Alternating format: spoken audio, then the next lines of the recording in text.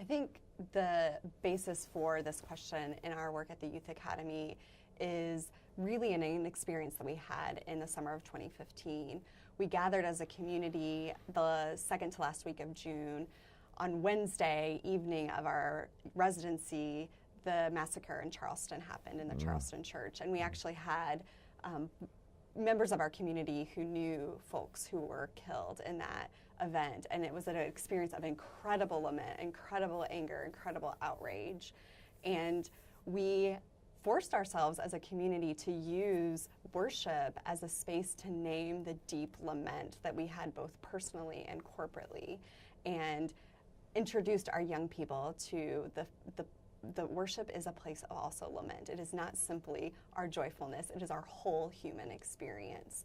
And we had moments of silence, we had lots of candles lit. We had 9 candles lit for each member who had died in that church. We had speakers who spoke very deep, hard things, spirituals being sung. That was Thursday evening. On Friday evening, our young people were offering worship. They designed the worship service themselves, and they decorated the altar as a eschatological truth of moving from chaos to the new city. They prepared songs that were about the redeeming work of God in places of deep sorrow. And the narrative of our worship walked through the coming reign of God, that this is what we wait for, our hope and expectation.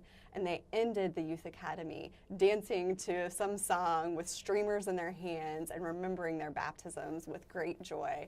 And so moving not out of lament, not out of outrage, but seeing our joy informed by the need that we hope, the hope that God is going to come and make us new, that we are people who don't turn away from our sorrows, but look more deeply at what God is doing in the midst of our sorrows and what God hopes to bring to our world and to us through worship and joy.